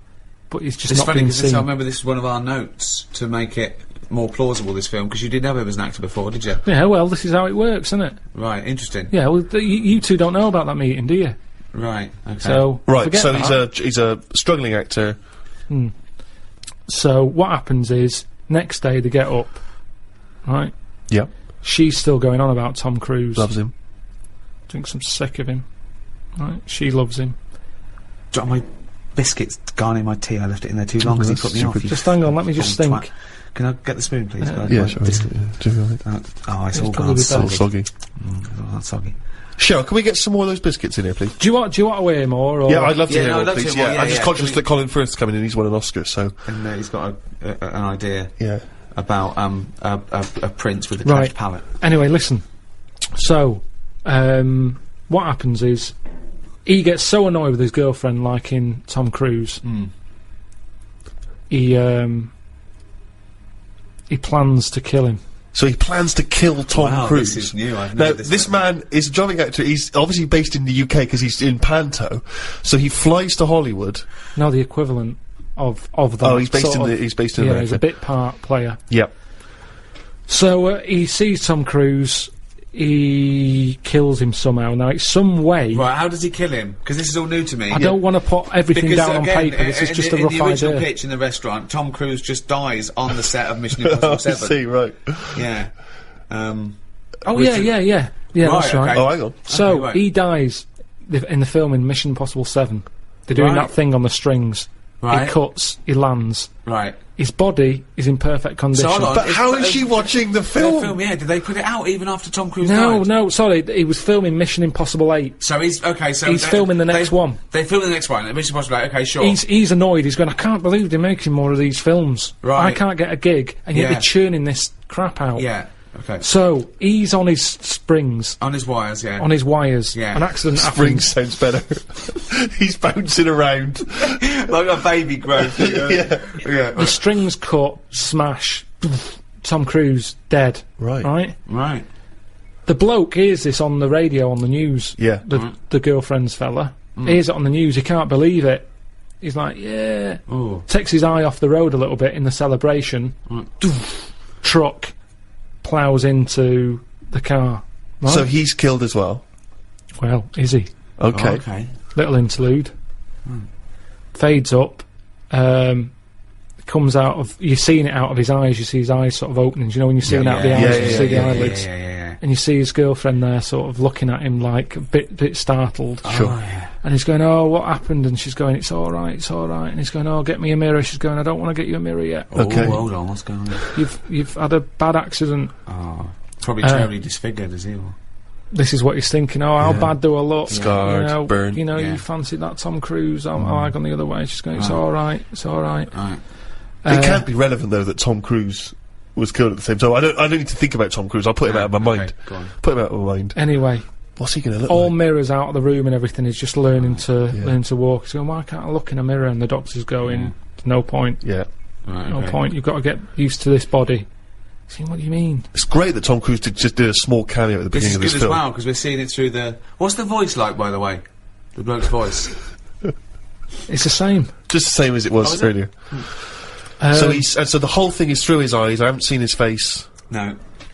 Then he gets walking. It's Yeah. almost time to go home. Yep. His girlfriend comes in. Yep. It's her job to tell him the new news. Oh the my god, shocking what news. is the news? Says there's a mirror. Look in there. He looks in it. He's Tom Cruise Right. because he had his accident on the set. He had the accident. They ended up in the hospital. Right. Quick! We've got to act quick. This is the time. This is the future Right. where they use Where they can use bodies, all the rest of it. So Tom Cruise is dead. Tom Cruise dead. This But bloke he's just a Brian. body. His body's squashed, but... What's his name? Brian? Yeah. But Brian's brain's in Tom Cruise's body. Just a donor body. He just happens to Just look... happened to. That's how Yeah, it'll be. it's just meat. It's just like Tom- like a lung donor, Exactly. a heart donor. Yeah. It's so just so is this timing. Brian. He just looks like Tom Cruise now. He's got Tom Cruise's flesh. Yeah. Basically, yeah. Now, at first, initially, he's annoyed because But he's his like voice, going, "I it's hate the Tom voice is still Cruise." the same as his was, even though it's got Tom Cruise's It's mouth. got a and- bit of both. A little bit different. Who's little doing bit. it? But okay, sorry. Just practically, who is doing the voiceover then for the? It's Tom now. So He's Tom's acting. sort of doing an impression of this actor. Brian's inside Tom. His Yeah. name is Brian, but when you look at it on the telly, when the camera whoozes round Yeah. and you see him sat in his bed, it's Tom Cruise. Sure. Right. Okay. His girlfriend's over the moon because she loves Tom Cruise. Right. He's gutted because he couldn't stand him. He can't stand the films. He's thinking, Yeah, oh, but he must be thinking, I look like Tom Cruise, one of the most loved actors of his generation. Yeah. No, And he's you'd also a think good-looking so, bloke. but he's not because he's in shock. Remember, Right. he was expecting to see himself, and when he looks in the mirror, Yeah, he's no, seeing it must someone be else. shocking. Yeah. So Also, the voice. he's is going, I weird. can't stand this, and she's going, calm down, you'll get used to it. I don't want to get used to it. And she's sort of saying, look, you're alive. Right. Stop moaning. Yeah. Brian, stop moaning, Brian. Um, She's calling him Brian, I assume. she says, And yeah, Tom Cruise just had a sort of donor card that allowed his body to be given away, did it? Yeah, it's the future. Right. This is 2013, Steve. Things have changed. Clearly. Right. but What's his girlfriend's name? Claire, Claire and Brian. Okay, great. Just a different body, just a slightly different look. Alright, Just so yeah. he's seen that he looks like Tom Cruise, he's shocked, but he's getting used to it? it doesn't look like him. He is him. Okay. No, right. he's not him. He's Brian, isn't he? Yeah, but to most people, it's Yeah, when he he thinks- leaves the hospital. They go, all right, Tom. I thought you were They're all dead. going, it's Tom, and he's going, Really? oh, yeah, and he's going, oh, I knew this would happen, it's doing me head in. Are there paparazzi? Do the paparazzi think it's Tom? No, there's Let no him paps. explain, sorry, Rick, because you've so heard this this, I is want to weird, hear though. this story. This is weird though, because so he looks like Tom Cruise. So he wheels out, he's in a wheelchair. Okay. He's going, I'm sick of this. The other patients are going, Tom, I thought you were dead. And he's Yeah. going, Right. yeah. And he's annoyed. He gets in the car. He gets out there Right, and he sees a poster up on the side of the road right. for Mission Impossible 8. It's hold on though. It's finished. I thought he died while they were filming It's not it. finished. But now, these days, he's shouting about films before they're made. Okay, It's like Lord of the Really? Rings, isn't it? Yeah, they're going, Lord of the Rings is in the making. And they're going brilliant and all the hype But and they put everything. a poster up even after. Seems premature. No, the poster was already up. That They haven't seems put it up. premature given that a man coming- died during the production. Doesn't matter. I've taken the posters down. No, but it's then I all- don't work in Hollywood. Right. So the poster's up there, and he sees it as he's in the car driving past, Yeah. and he thinks that can't be finished. That makes sense, yeah. They both look at each other. This is your chance. You wanted to be an actor. This is the chance. Yeah. Right. Go back to the studio. So he goes in. Hello, you don't know me, and they go, oh, we think we do. And they go, no, you don't. I'm Brian. Tom Right. died on your film set. Well, they must Presume- know that. They must know Tom that Tom Cruise Cruise died. is dead. Because his family must have been All right, if notified. you want to, it makes no difference. We can tweak the script. Fire. You have, because before he was a plumber, by the way. It was a plumber who was turning up going, I'm going to finish Mission Impossible 8. So that was I'd much prefer that. And I can sort out your lavatory. You get the idea. Right, no, we don't get the idea. So this is, Brian has turned up looking like Tom Cruise. He said the film company, right, who must know that Tom Cruise died on their film set. What were they gonna do when They they would got have the had to wrap it up. They would have Well, had no, to what, say... you said they put the posters are up. Yes, the posters are up before they've even finished So they're filming it. cancelling the film until he walks in? Basically, yeah. Oh, so they are cancelling the film? They're cancelling it. Okay, so we're afraid that production has stopped on Mr. Impossible 8 due to the death of Tom Cruise. Hang on a minute. What? I'm Brian. Who's Brian? Oh my god, you look exactly like Tom Cruise. Oh, have they done that thing where they put Brian's brain in Tom Cruise's body? Yeah. Ah, but it's not Tom Cruise, you can't act like him. I'm an actor. Yeah, but he was good because he was like one of the best actors. He's not that good. I never rated him. Yeah, but a lot of people did. And he's Yeah, got a lot of people didn't. So Right. let me bring in a new audience for you here. I can bring a bit to this. Right. So the film people. So just tell me what happens. Do they sign up the new guy? They But sign is up it in Brian? the news? It must be in the news that But Tom are they Cruise pretending that it's really Tom died. No, and they that Tom can't do survived? that. They can't do that. No. But they're quite So unscrupulous. they've these told Hollywood the people. world that Brian is taking over. Brian, right? He used to be a plumber, but This it's is now Brian, who Yeah. has no surname. Brian Sorry, has mate, no he's son, like just Madonna Brian. or Cher. Exactly. This- So Brian, right? Is that Brian? But with it's above the title. Brian I bet in. it's Brian with a Y. Brian with a Y Right, in Brian. Mission Impossible 8. This won't work. Where's Tom Cruise? It's not the same. So this, of course, gives it a boost because Right. The people wanna flagging see- people franchise wanna has see how been good Brian is. rejuvenated. the Yeah. press, the news that's Yeah. out there, Yeah. Tom Cruise and his new film. Well, it's not Tom Cruise. They can't say that. Well, it is though. When you look at him, you go, "Oh, it's Tom Cruise." Well, no, you got to say a bloke that looks like Tom Cruise. The body in of his Tom new- Cruise. Yeah. The acting ability of Brian. In a new movie. Mission Impossible 8, starring the bones and skin and stuff of Tom Cruise with Brian's brain. Oh, forget Do it. you like Tom Cruise's face, but not his acting? And you'll enjoy Mission Impossible 8? Can't be bothered. Oh, Mission Impossible 8. From the people who brought you the first 7, and the hair of the bloke who was in the first 7, but with Brian doing all the lines. It's Brian. It's some guy I've never heard of on the 7th sequel. No, wait, sorry, I really want to hear the ending of this movie. Please let me ask questions. You had your chance to ask him questions. Right. So where are we? In a sort of 90-minute running time of a movie, where are we now in the film? Are we about two-thirds of the way through? We're close to the end. I'd Okay, say. so close to the Mission end. Impossible 8 has been made. So what's the end of our movie? Not of Mission Impossible 8, but the movie you're making. What's the ending there? Do we ever get to see him in Mission I think, Impossible 8? yeah, but I think what happens is he becomes the person who he never liked, Right. and it's. I just want to get across the moral that who are we? Are we the people in our body or the people we look like? What's important in life? Is it the way you look or the way you think? And he changes because he looks like Tom Cruise. He becomes the man he never liked. But you see, to me, just from the outsider's point of view, even if I was to accept all the other premise of this movie, which is clearly horseshit, what would have been more interesting is that they don't tell the world that it's a new guy, that they tell the world it's Tom and that they've brought him back to life. He'll have that. That seems more interesting because he then dropped there's the plumber. tension. They're lying to the world, and this guy, he's getting the glory that he always wanted as an actor, but he's lying, and that's a more interesting tension. Is he going to declare, actually, I'm not really Tom, I'm Brian, I've been lying to you all, and that seems like a more interesting dilemma. Instead, we've brought back the walking corpse of Tom Cruise with another man's mind. I mean, But I think if the people- whole world's accepting of that, Yeah. No, but you do want to see that. I think a lot of people would just want to see it for that morbid factor of, my God. yeah, but this is. You mean they want to see your film because of this morbid factor? Yeah, this is a fiction. This is a fiction. This didn't really happen.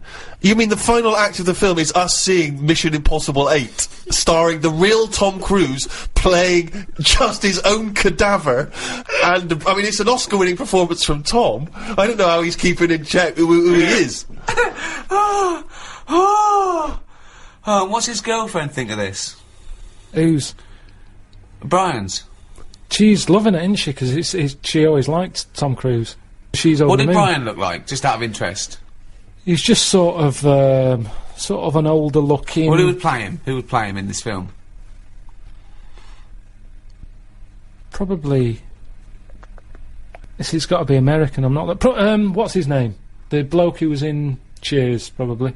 Ted Ted Danson. Danson. Ted Danson. So Ted Danson is Brian. So Claire, right? This is so confusing because Ted Danson's supposed to be someone that we've never heard of, even though he's Ted Danson, and Tom Cruise is playing himself, the famous actor Tom Cruise, who is now inhabited by Ted Danson, who's not Ted Danson. Ted Danson as Brian. Ted Danson as Brian, as Tom Cruise, as Ethan Hunt in Mission Impossible 8. Wow. So, have you got a title yet? No. No, I just wanted to know if you're in. Surely I've the come to wife meet of Brian. The wife of Brian. Who's played Claire? Well, I'm up for you. You know, that's why I've come to you. I thought There's you'd an know. obvious suggestion. Okay, so- Rebecca De okay. Mornay. Okay, yeah. She is so hot after The Love of a Brain, or whatever it was called.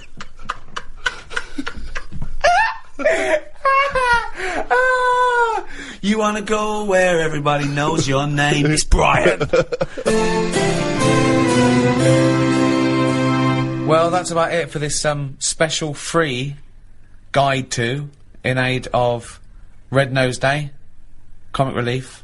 If you have enjoyed this, or even if you haven't, please make a contribution, big or small, to Comic Relief. You can visit rednoseday.com to do that. We'd appreciate it. Little Richard Curtis would appreciate it. He's definitely going to get an OBE at some point, Definitely if not now. a knighthood. Yeah. Give him both. Karl, look at it this way. Supposing people come to this, they didn't like The Office, Extras, me, Steve, Idiot Abroad, The Ricky Gervais Show, they didn't like any of that, but they thought, hold on, they're doing something for charity, I'll check this out. They've had a whale of a time, they've laughed at everything, they're going to go and buy all the guides, still available on iTunes now. That is shameless. Also, I'm doing a live stand-up comedy tour at the end of the year. You can check out the details on rickygervais.com. Just do something for charity, or not. It's up to you.